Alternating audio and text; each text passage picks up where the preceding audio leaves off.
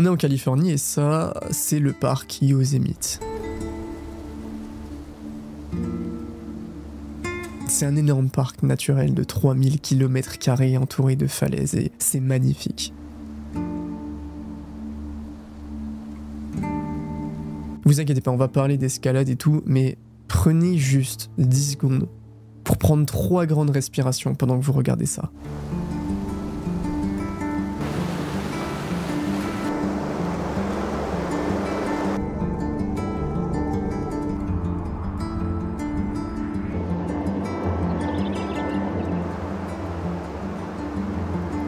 C'est un endroit exceptionnel, c'est une grande fierté, en Californie évidemment, et surtout c'est plus qu'un parc. C'est un symbole. Un symbole de beauté, de liberté et de grandeur. En fait, à la base, le Yosemite, c'est une énorme vallée glaciaire. Il y a des millions d'années, des immenses glaciers sont venus polir la roche et laisser les parois lisses et verticales. Du coup, c'est entouré d'énormes murs parfaitement propres et parfaitement compacts. Et tu prends un parc naturel magnifique qui représente la liberté, tu ajoutes des énormes falaises bien lisses, une ambiance hyper bucolique, bah tu obtiens le temple mondial de l'escalade. Tu n'es pas parmi les plus grands grimpeurs du monde si tu n'es jamais allé dans le Yosemite.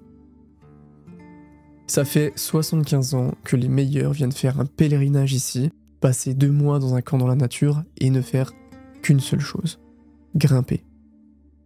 Grimper les plus belles voies du monde.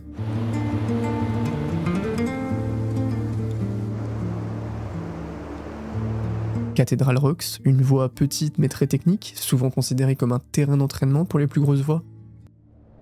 Half Dome, le monument de Yosemite, c'est un énorme bloc en demi-sphère tranchée qui est le logo du parc. Certains montent la face ronde en randonnée, dans un trail qui est difficile, et d'autres grimpent l'autre côté, la face sud-ouest, à 670 mètres de pure douleur. Ouais, si vous avez peur du vide, désolé. Après, vous vous doutiez en cliquant. Les plus grands grimpeurs viennent faire Half Dome, ils peuvent s'entraîner sur Cathedral Rocks, mais tu demandes à n'importe quel grimpeur outdoor, c'est quoi son rêve ultime dans Yosemite, même dans sa carrière entière de grimpeur? Quelle voie il pourrait tuer pour faire? Il te répondra très probablement la 3e.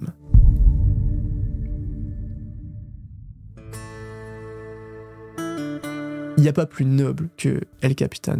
Toutes les voies de cette paroi sont mythiques. Golden Gate 8A, un chef-d'œuvre technique et esthétique, ouverte en 2000 par les frères Hubert, tu te râpes la peau dans des fissures encore et encore, tu dois aller chercher des positions de talons extrêmement techniques. Il y a The Nose aussi, peut-être la voie la plus connue au monde, 880 mètres de dénivelé, côté 8B+, la voie la plus symbolique, la plus pure, la plus évidente de El Capitan. Tout le monde veut grimper The Nose. Salate Wall, très belle voie naturelle, très propre. Freerider, une voie 7C+, avec une très jolie palette de mouvements, et surtout le gros moment fort de cette voie, c'est ce moment.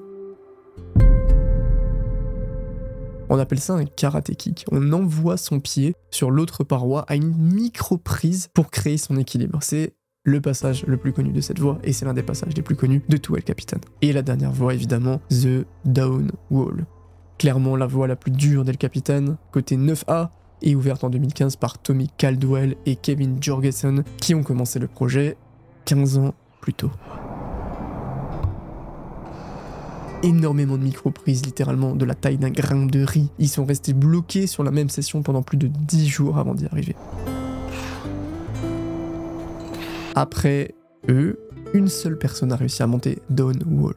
Adam Ondra, le meilleur grimpeur du monde. Maintenant, vous comprenez un peu mieux ce que représente le Yosemite et El Capitan. C'est un mélange d'obsession, de symboles, de légendes. Les plus grands grimpeurs du monde prennent leurs cordes et partent pour le projet de leur vie pendant des mois. Et beaucoup n'y arrivent juste jamais. Il y a plein de méthodes d'escalade. La plus courante, c'est l'escalade libre, le free climbing. Tu progresses uniquement avec ton corps, les cordes ne sont là que au cas où tu tombes. Tu peux aussi monter à vue, c'est-à-dire le fait de réussir du premier coup sans aucune info préalable, ou en flash du premier coup mais avec des infos en avance. Tu peux étudier la voie. Le hate climbing, le block, le speed climbing, le highball, il y en a plein. Dans toutes ces catégories, il y en a une dont on n'a pas encore parlé, qui est très très particulière. Pourquoi elle est si particulière ? Parce que si tu fais la moindre erreur, tu meurs.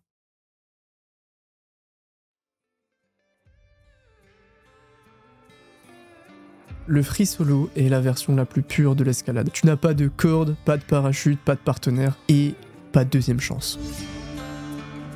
Il y a environ un gars assez fou par génération pour faire des voies aberrantes en free solo. Dans les années 80, c'était John Baker, il est mort en 2009 d'une chute d'escalade. Ensuite, on a eu Alain Robert dans les années 2000, un Français avec un style un peu rock, le premier à avoir grimpé une piste côté 8B en free solo sans corde. Un jour, il a eu la présence d'esprit de se dire qu'il allait se tuer s'il continuait de faire ce qu'il faisait en falaise, parce qu'en plus, il prenait des voies extrêmement aléatoires où des fois, il savait pas s'il pouvait juste passer ou pas, c'était un malade. Donc il a arrêté pour faire du free solo sur des buildings.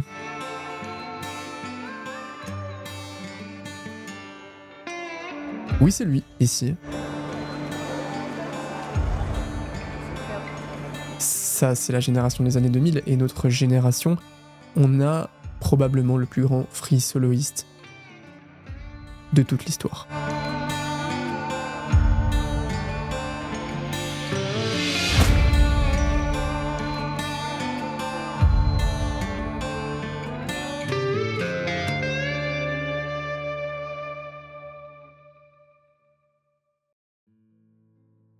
Imaginez que vous êtes un enfant timide maladif, mais vous êtes obsédé par l'escalade. Et du coup, vous arrivez dans une salle ou devant une voie, mais le problème c'est que il faut demander à quelqu'un de nous assurer pour monter. Mais on connaît personne et on est extrêmement timide. Du coup, vous faites quoi? Vous montez sans corde.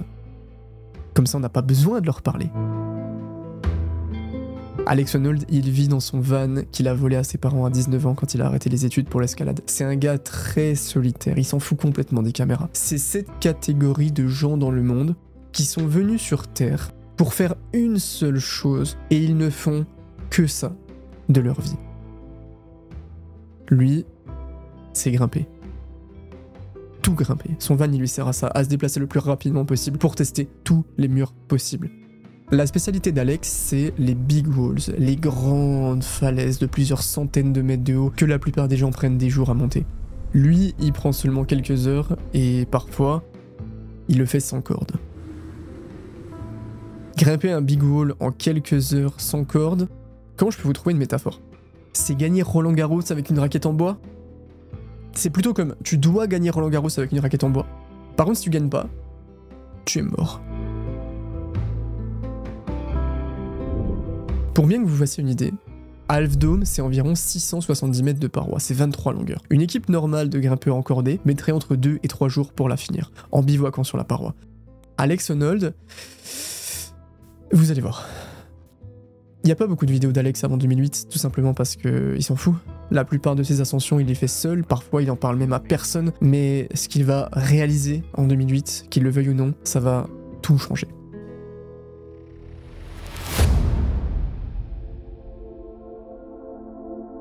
Moonlight Buttress, c'est une magnifique voie de 365 mètres de haut, parfaitement lisse, avec juste une fissure verticale au milieu.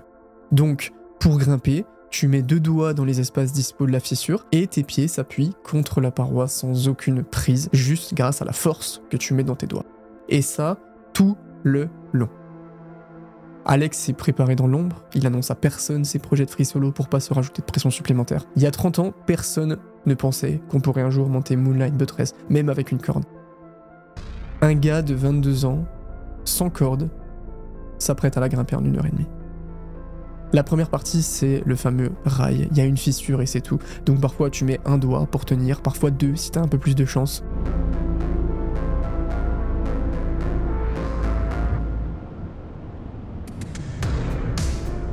À environ 2 tiers, Alex arrive dans une espèce de cheminée. Un espace super exposé où il a qu'une phalange comme prise. You just have like a cubic inch of finger dubbed into the crack. And then you have both your feet just kind of pasted on little nothings. Feel like you're stepping into the void. Like your whole body is in the air. Sometimes when I'm soloing, I do have those moments of anxiety where you're not totally sure what you've gotten yourself into.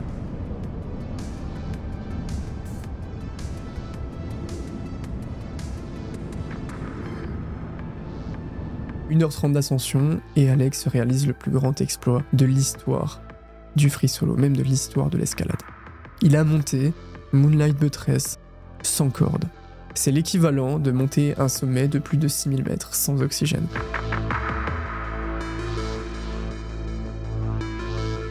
Mais cette ascension, il l'a déjà oubliée.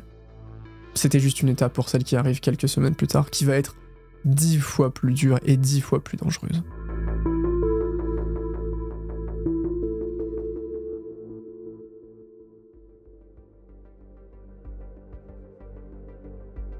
On est de retour dans le Yosemite. Alex connaît absolument tout ici. Il a tout grimpé, tous ces murs énormes qui prennent des jours, il les a fait, parfois des dizaines de fois. Peu importe où tu es dans la vallée, tu le vois. Half Dome, 670 mètres. 2 fois Moonlight Buttress, 2 fois la Tour Eiffel.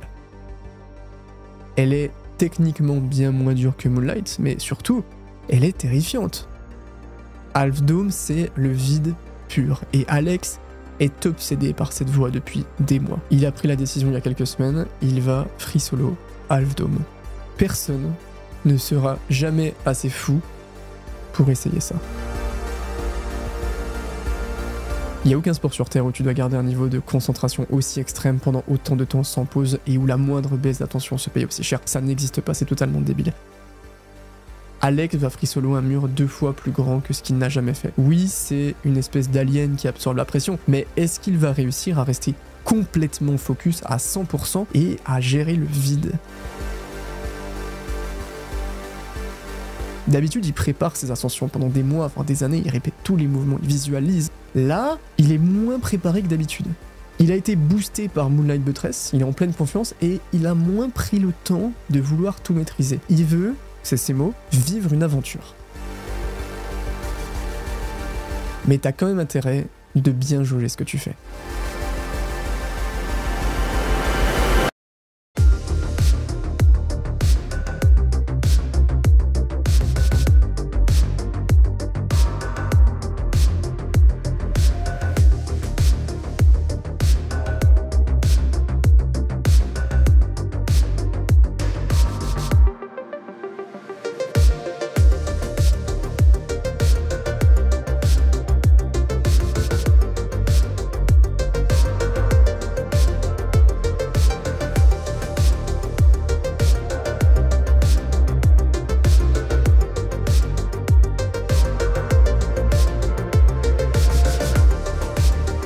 And it's hard to be completely focused and completely on your game for that long.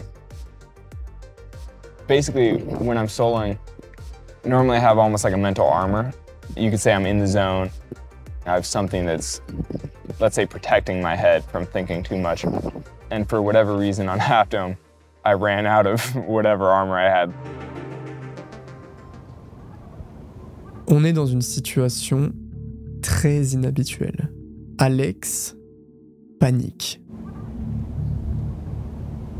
Il a plus trop de magnésie, il est à 500 mètres du sol, et lui qui d'habitude est si calme, si concentré, est en train de laisser les doutes rentrer. Et c'est vraiment pas le bon moment pour faire ça. Sur Half Dome, à 550 mètres du sol, il y a une espèce de jonction sur laquelle tu peux marcher. Pendant qu'il la traverse, il tombe en pleine crise de panique.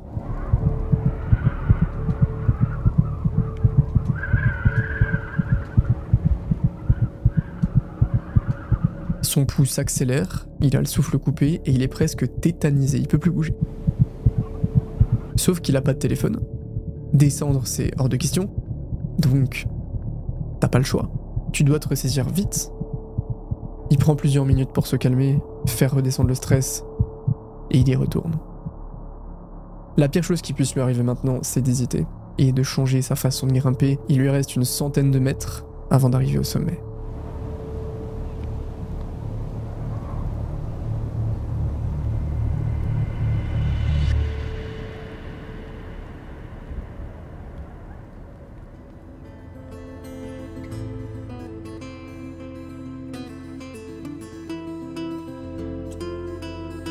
Alex Honnold a free solo à Half Dome. À ce moment-là, toute la communauté de l'escalade a entendu parler de ça, et ils se sont dit Mais qui est ce mec?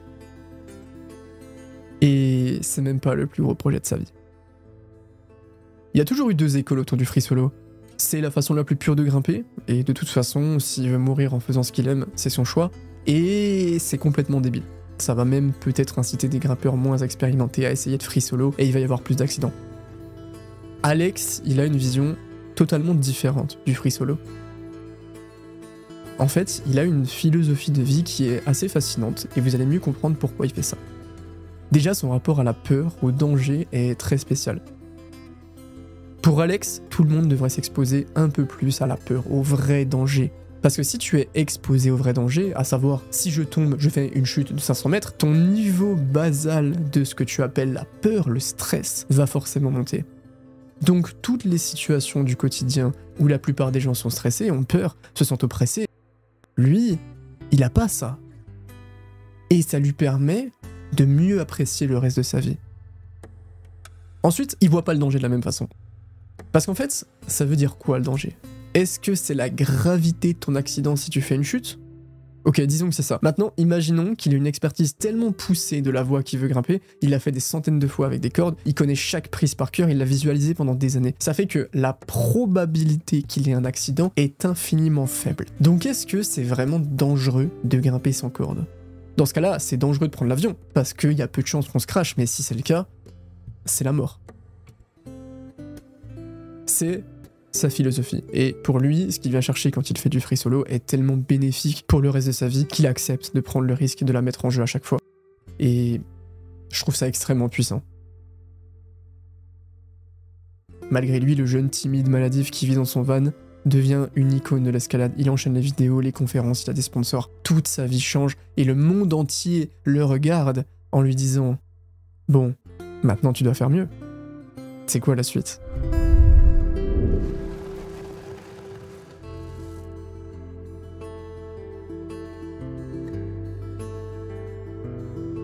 Alex a grimpé El Capitan plus de 50 fois.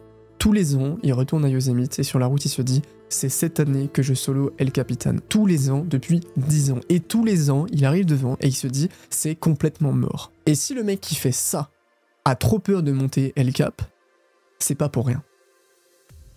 Mais là, on est en 2019 et c'est maintenant. Alex Honnold va réaliser le plus gros projet qu'il ne réalisera jamais. Grimper El Capitan. 914 mètres de danger pur.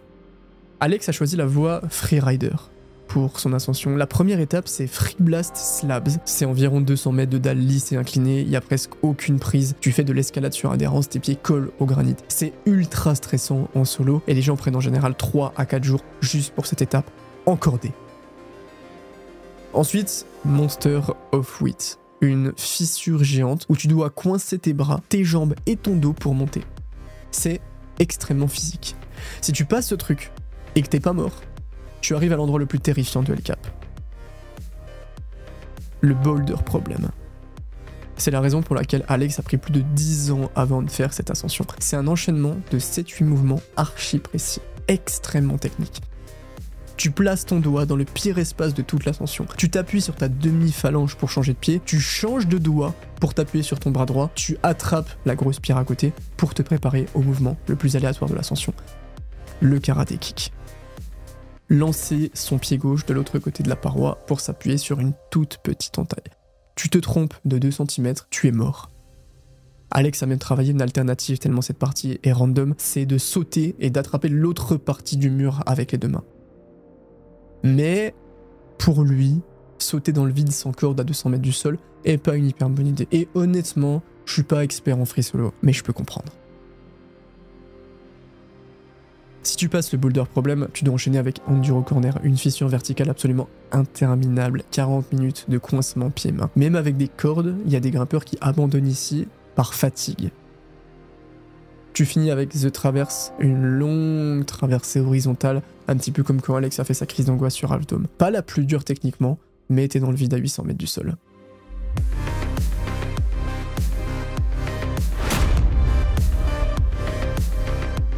Ça fait 5 ans que Alex se prépare en secret.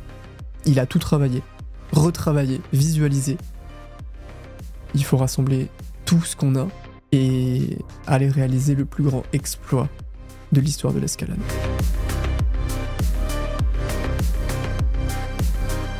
Je vais pas pouvoir tout vous montrer, il y a beaucoup de copyright, mais toutes les images viennent de l'extraordinaire film Free Solo que je vous recommande très fortement de regarder.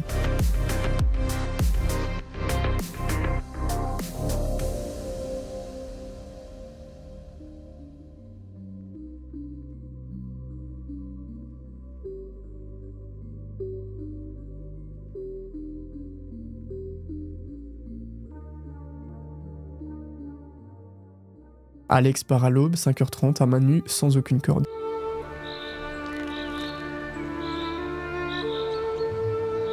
Free Blast est le premier gros test psychologique. C'est un style terrifiant en solo. Tes pieds n'ont aucun appui. Un micro-dérapage et c'est fini.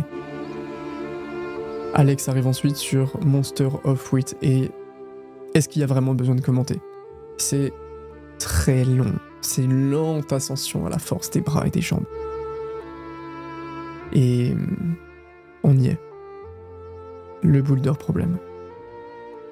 Le schéma qu'Alex redoute le plus. Si il rate la pose de son pied gauche, c'est terminé.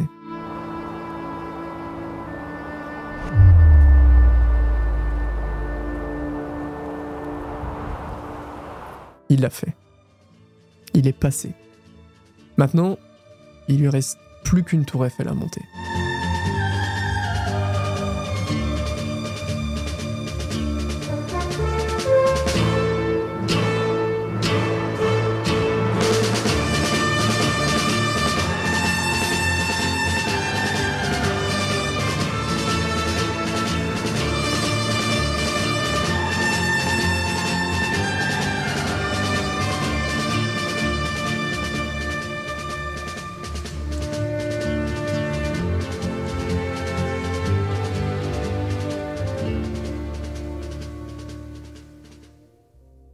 Est-ce que quelqu'un fera un jour un tel exploit dans ce sport?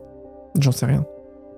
Mais Alex Honnold, il l'a pas fait pour la gloire, pour le film ou pour se sentir bien. Il l'a fait parce que ce qu'il a trouvé sur cette falaise, le supplément de vie qui l'anime grâce à ces moments, vaut pour lui largement plus que le danger de chuter. Il a pas monté El Cap pour tester la mort. Il a monté El Cap pour apprendre à vivre sans aucune peur.